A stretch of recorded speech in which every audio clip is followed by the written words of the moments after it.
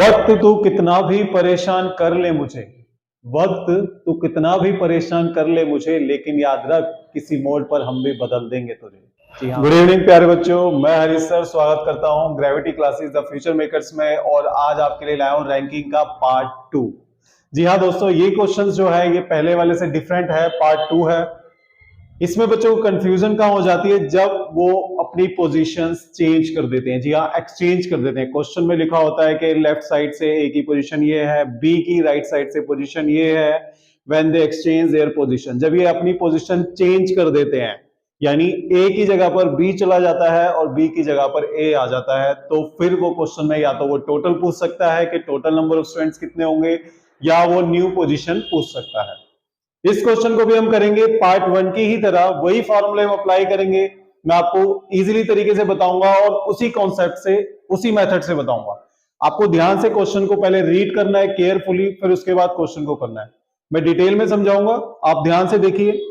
जैसे कि क्वेश्चन आपने देखा, ये हमारा पार्ट 2 है रैंकिंग का। इफ एक्सचेंज या पोजीशन, जब उनकी पोजीशंस आपस में एक्सचेंज हो जाती है, यानी बदल जाती है। देखिए, ए इज 10th फ्रॉम लेफ्ट। ए की जो पोजीशन है वो लेफ्ट साइड से 10th है। ए की पोजीशन लेफ्ट साइड से 10th है। बी की पोजीशन 15 फ्रॉम राइट। बी की जो पोजीशन है वो राइट साइड से 15 है। When A and B exchange their position, अब ये क्या करते हैं, ए और बी एक दूसरे की पोजीशन पे चले जाते हैं। जैसे आपने भी स्कूल में किया होगा, जब बच्चा आगे बैठते पीछे बैठते अपने फ्रेंड से कई बार पोजीशन चेंज कर लेते हैं कि भाई यार तू मेरी सीट पे चला जा, मैं तेरी सीट पे आ जाता हूँ, है ना। इस तरीके से वो क्या होती है, पोजीशन एक्सचेंज हो जाती है। तो वही चीज हम इस क्वेश्चन में देखेंगे अब। Then A become 15 from the left. अब ये बोल रहा है जब उनकी पोजीशन चेंज हो चुकी है पोजीशन, तो ए जो है वो लेफ्ट साइड से 15 पोजीशन पे आ जाता है। यानी ए पहले था 10th फ्रॉम द लेफ्ट, लेकिन जब वो बी की पोजीशन पे गया तो वो 15 फ्रॉम द लेफ्ट हो गया। ठीक है, यानी लेफ्ट साइड से उसकी पोजीशन चेंज हो गई, 15th हो गई। अब निकालना क्या है, new position of B from the right. Right side से बी की न्यू पोजीशन निकालनी है आपको। देखिए, बहुत इजी तरीके से करेंगे। सबसे पहले देखिए, ए की पोजीशन जो है वो लेफ्ट साइड से, लेफ्ट हमारा ये होगा, जो मेरा लेफ्ट है मतलब जो आपका लेफ्ट होगा, लेफ्ट साइड से इसकी पोजीशन थी 10। ठीक है, उसके बाद राइट ये होगा, राइट साइड से बी की पोजीशन कितनी है, राइट साइड से बी की पोजीशन है 15।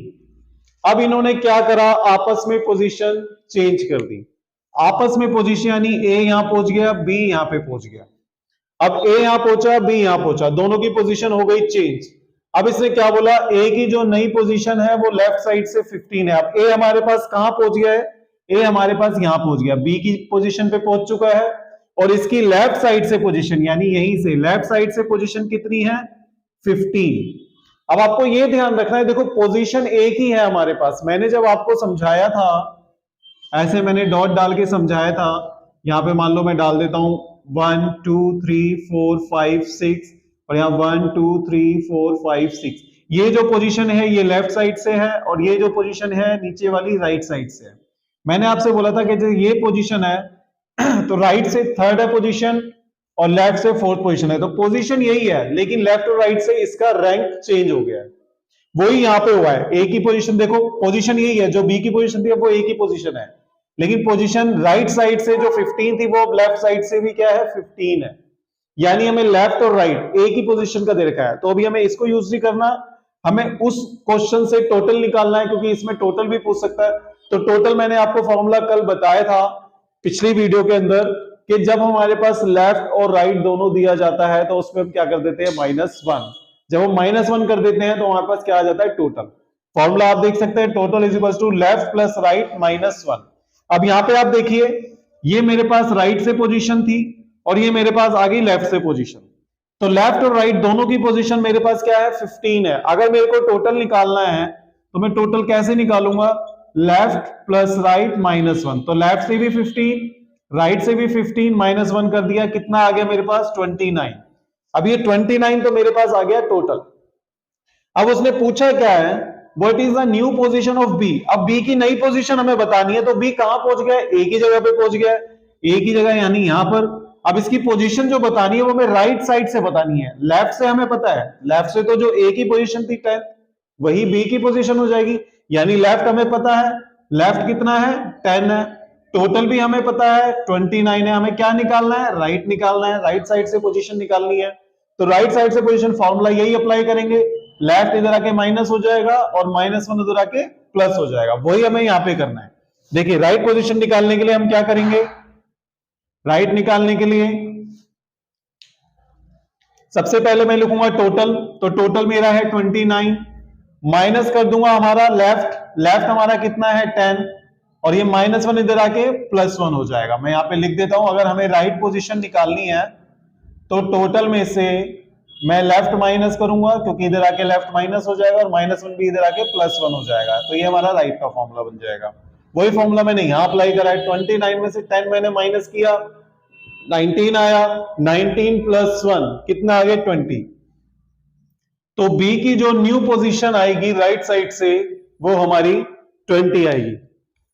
बहुत इजी है, आपको बस ये ध्यान रखना है जहां पर भी हमें सेम पोजीशन की मतलब एक ही पोजीशन की लेफ्ट और राइट से रैंक दे रखी होगी, दोनों साइड से रैंक दे रखी होगी, तो हमें उसी से पहले टोटल निकाल देना है, क्योंकि लेफ्ट राइट की रैंकिंग है हमारे पास, उसी से हम टोटल निकालेंगे। फिर वो न्यू पोजीशन जब पूछेगा तो न्यू पोजीशन भी हम टोटल के अकॉर्डिंग निकाल देंगे, जो टोटल हमारे पास आएगा।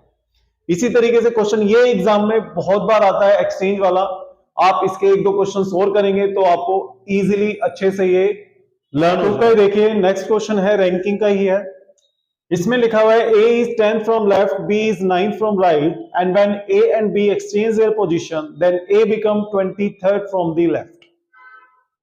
A जो है वो लेफ्ट साइड से 10 पोजीशन पे है और B जो है 9 पोजीशन पे है राइट साइड से। अब इन्होंने क्या करा, पोजीशन अपनी एक्सचेंज कर ली यानी बदल ली।